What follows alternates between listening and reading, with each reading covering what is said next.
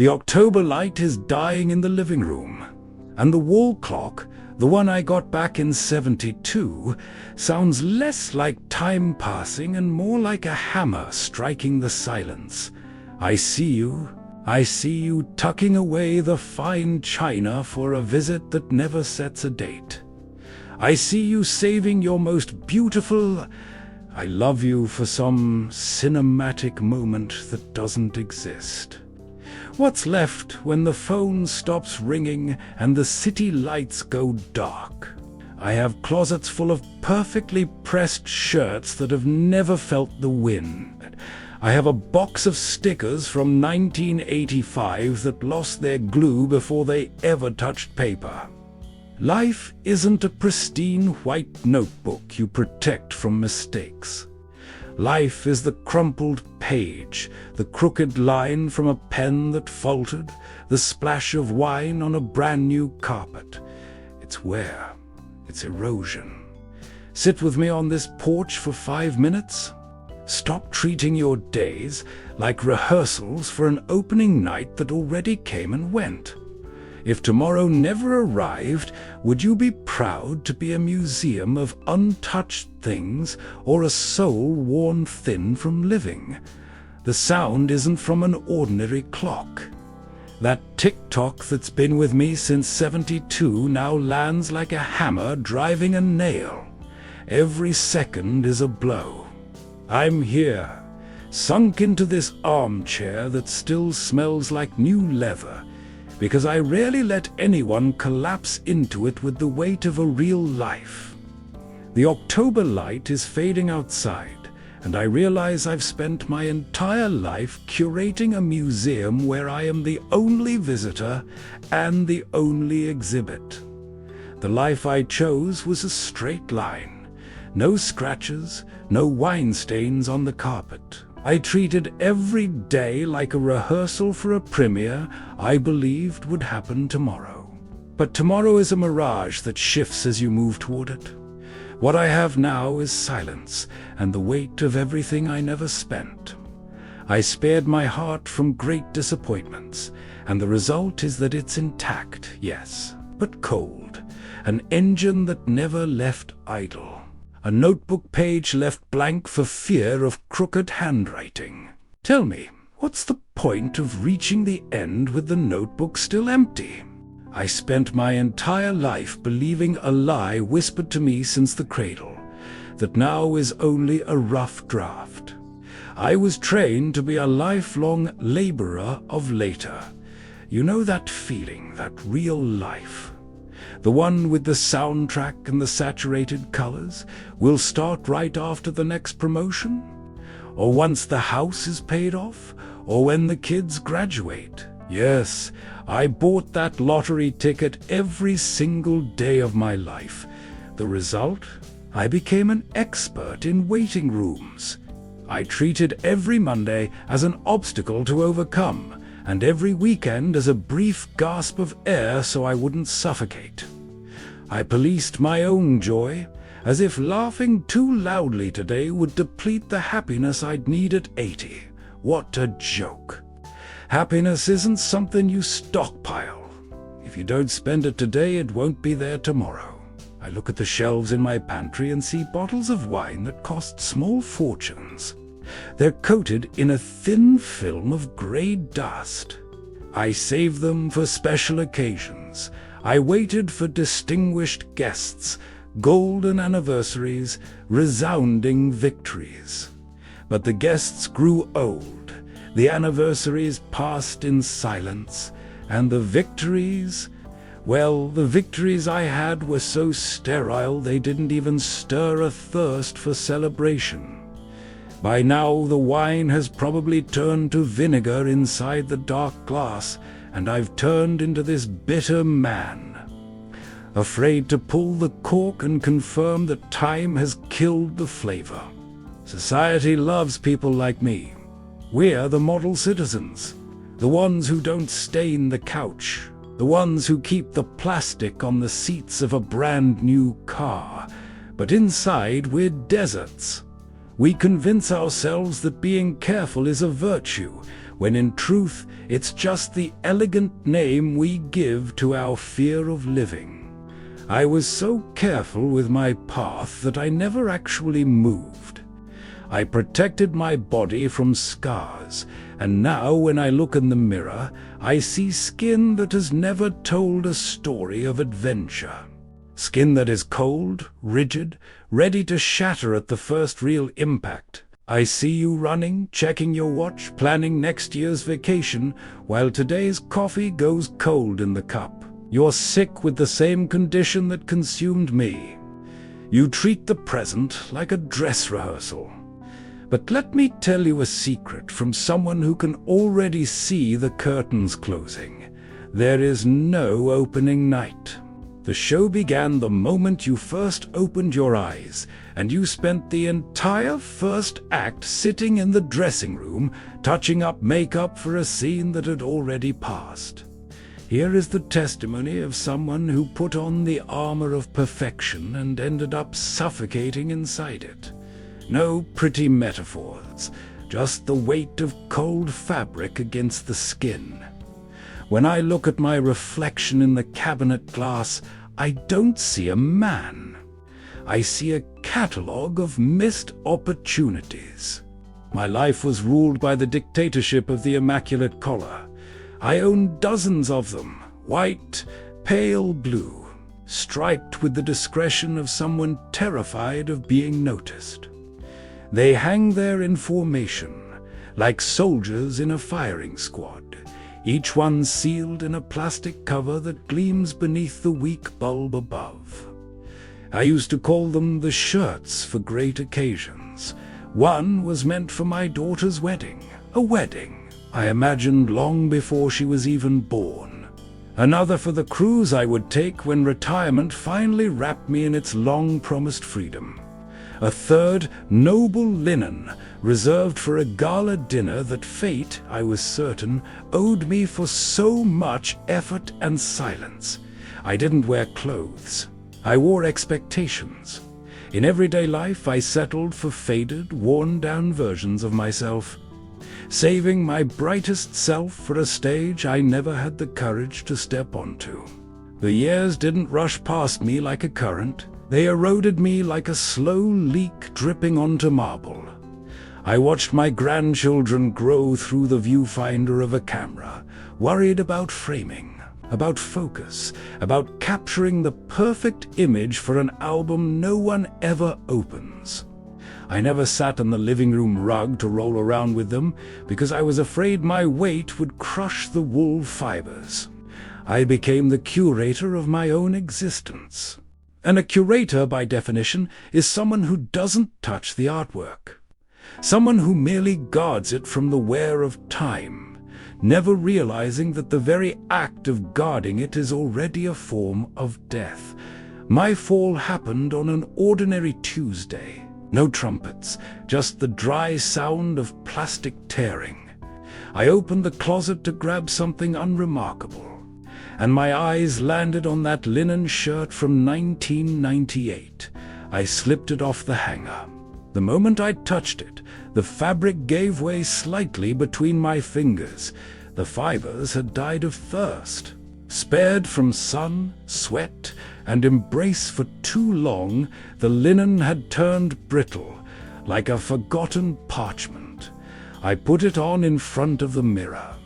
The cut was outdated, the shoulders too broad for the hunched man I've become. And the collar, that collar I had guarded so obsessively, felt like a gag tightening around my lined neck.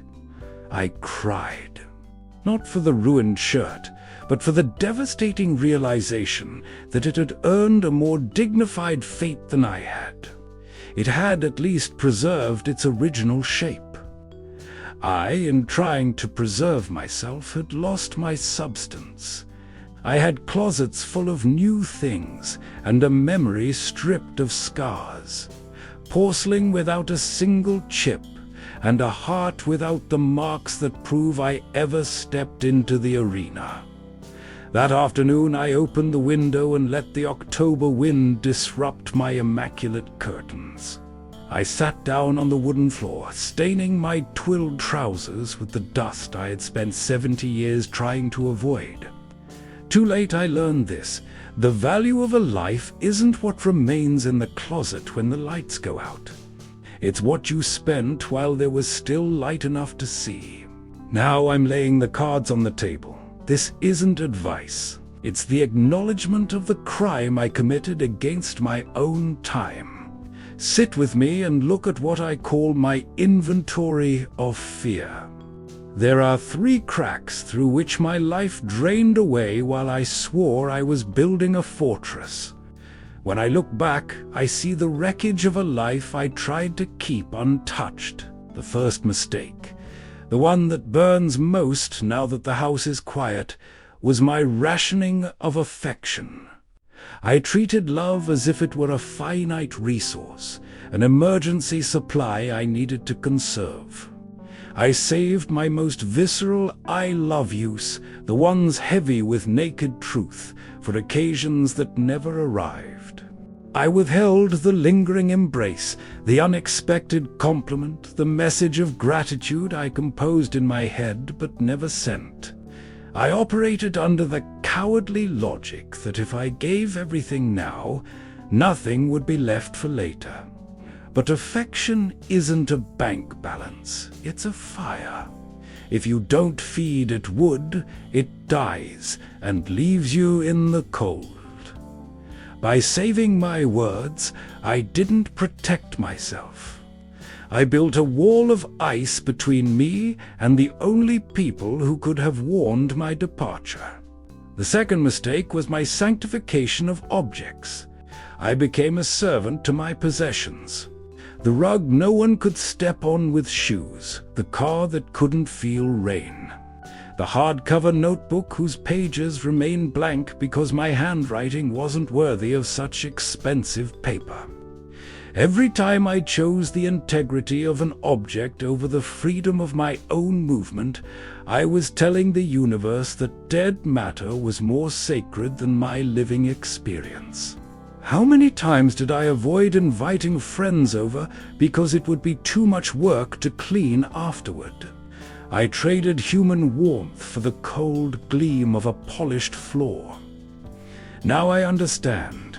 The wine stain on the rug is the record of a night fully lived. The spotless rug is nothing but a wool desert with no story to tell. And the most treacherous mistake, the one that led me to this empty armchair, was the postponement of presence.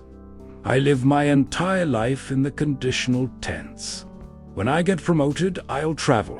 When the kids grow up, I'll paint again. When the house is paid off, I'll become the host I always meant to be. I turn my present into an airport waiting lounge, uncomfortable, bad coffee, and nothing to do but wait for boarding to the real destination. The problem is, life's airline doesn't issue refunds. In my case, the flight was cancelled without warning. By living in the when, I murdered my now. I treated my days like rehearsals for an opening night that had, in truth, already taken place decades ago. I missed the first act, the second, and the third because I was too busy backstage, studying the program for a show that was already underway. My valley of regret is a noisy place, crowded with echoes of things that could have been. I feel its weight now, and it's heavier than any piece of furniture I fought so hard to preserve. Do you know what hurts more than watching something break? Watching something that was never used. I spent decades running from every scratch, every crease, every stain. In my collector's arrogance, I believed beauty lived in preservation, that a man of worth was a man without marks. But today, staring at the cold, impersonal shine of this room, I finally understand the aesthetics of wear. I understand it through absence, through the ache of not having it. There is a kind of sanctity in what has been worn down by living. I see it now, too late, in my neighbor's staircase railing. The wood is worn smooth at the center, darkened and polished by thousands of hands climbing and descending in haste, in exhaustion, in joy.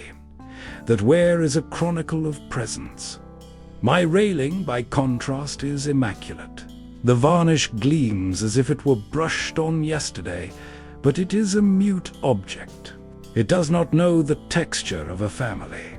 It is simply a piece of dead tree that never steadied anyone. I lived having as though it were a shield against time, but having ecstatic, an embalmed corpse. Being, on the other hand, demands consumption. To be a father, you must spend your patience and your sleep. To be a lover, you must spend your breath and your skin. To be fully human, you must be willing to end the day a little smaller, a little more worn than when it began.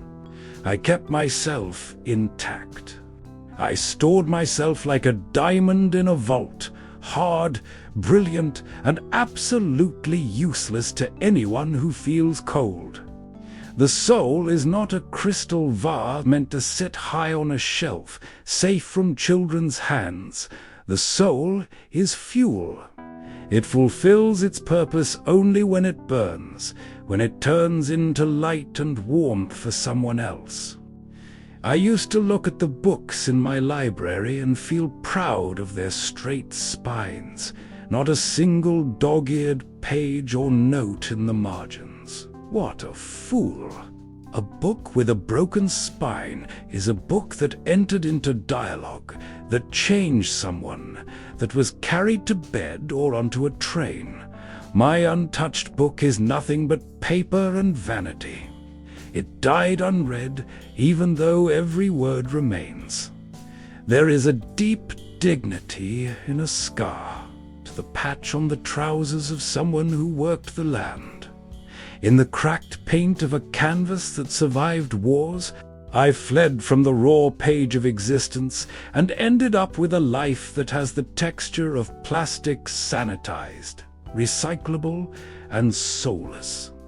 The perfection I chased is the most refined form of loneliness, because nothing perfect can be shared. Perfection leaves no room for another to enter. Where there is no crack, there is no doorway for light. And in my quest to become a mirror without scratches, I turned into a shadow without a body. The truth is, I was never protecting objects. I was trying to bribe death. Now, standing inside this museum of untouched things, I see the dark joke I told myself for 7 decades. I believe that if I kept the plastic on the seats, if I didn't let the sun fade the curtains, if I saved my best self for some hazy later, time would not dare to take me. Keeping things new was my childish way of pretending that the clock from 72 had stopped. But the clock never stops. It simply grinds down what isn't lived. I ran from my shadow by hiding beneath layers of immaculate possessions. I became a hoarder of potential, a man who could have been a great host, could have been a daring traveler, could have been a passionate lover. But life doesn't care who you could have been. It counts only the miles you actually traveled, the stains you gathered, the hands you squeezed until your fingers ached. My wisdom arrived like a hangover from a party where I never had a drink. I carry all the pain of loss without ever tasting the pleasure of the experience. I learned that the opposite of death is not a preserved life. The opposite of death is a spent life. It is the courage to be consumed by time instead of merely taken by it. The October light has finally gone out. Now the room is nothing but shadows and silence, and that clock from 72 seems to be ticking inside my skull. It's here, in the dark, that the question I avoided for 7 decades finds me. It isn't subtle. It doesn't have the courtesy of a scheduled visit. It's an assault. I'm sitting in this armchair, doing the brutal exercise you, on the other side of this screen, will probably try to avoid the moment this video ends. I close my eyes and imagine that the sun will not rise for me tomorrow, that the light which faded a moment ago is the last my tired eyes will ever record. What remains? In my mind, I look at that bottle of wine in the cellar, the one that cost a month's rent and that I saved for a special occasion. If I die tonight, someone will open it who doesn't know my story, who has no idea how hard I worked to afford it, and who might even drop ice into the glass without caring about bouquet or vintage. The special one was me, but I treated myself like an extra in my own cellar. If my tomorrow never comes, what will I say to the woman sleeping in the next room? The one I watched grow older while I was too busy polishing furniture? Will I carry to the grave the words of admiration I swallowed out of pride? Will I die as the man who never let a crumb fall onto the carpet, but also never let laughter spill out of his chest? This is the real test. Prioritization under desperation. If you knew today was the final act, would you spend the next 10 minutes replying to passive-aggressive emails, or would you run to breathe in the scent at the crown of your child's head? Would you take out the fine china to eat bread and butter, or leave it behind for your heirs to fight over during probate? The tragedy of my life was believing I had time to be careful. I treated existence like a savings account, forgetting that death's inflation devalues everything not spent in the present. I took pride in being a museum of untouched things. But a museum is where things go to die under indifferent eyes. I should have been an open-air market, loud, chaotic, full of exchanges, of touch, of goods that run out by the end of the day because they fulfilled their purpose. Open your closet now. Look at what you are saving. That outfit, that perfume, that forgiveness. If your tomorrow is a lie, and for someone, somewhere, it will be, will you be proud of your preservation? Or will you weep for your waste?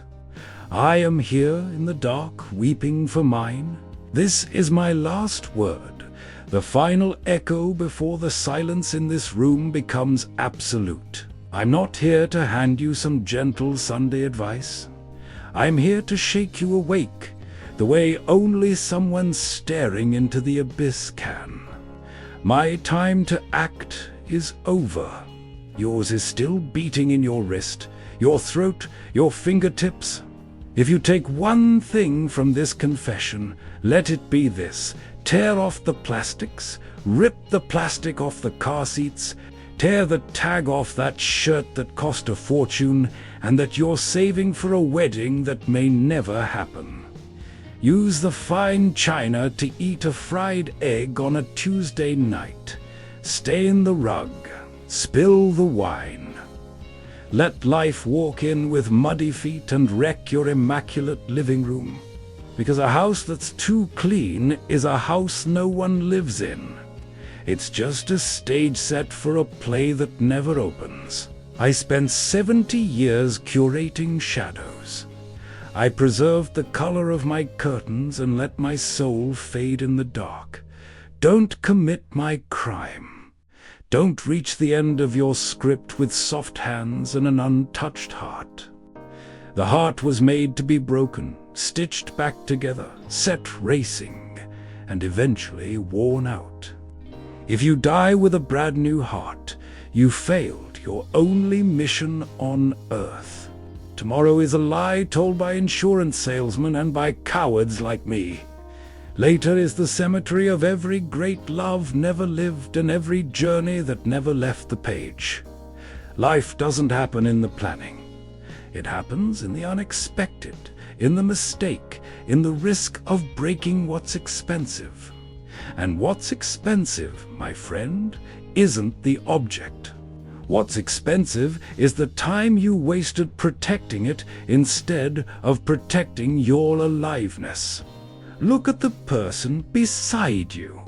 Don't wait for the funeral to say how much they're the air in your lungs. Say it now, with your mouth full of coffee or sleep. Don't wait for a special occasion to be happy. The special occasion is the fact that your lungs are still turning oxygen into blood. That is a miracle you ignore while scrolling through notifications from strangers. I'm here, sitting in this armchair that never creaked because I never threw myself into it with abandon. I am the museum of untouched things. But you can still be a worn-out soul. You can still reach your final breath and say, I held nothing back. I gave everything. I spent every second, every drop of sweat, every ounce of affection. I arrived at the end empty of possessions, but overflowing with memories. Leave this video. Turn off the screen. Break the protocol of your sanitized routine. Go live the crumpled page, the crooked line, the wine stain. Because in the end, when the city lights finally go dark, you won't be proud of what you saved. You'll be proud of what you had the courage to spend. Go live now, before my silence becomes yours.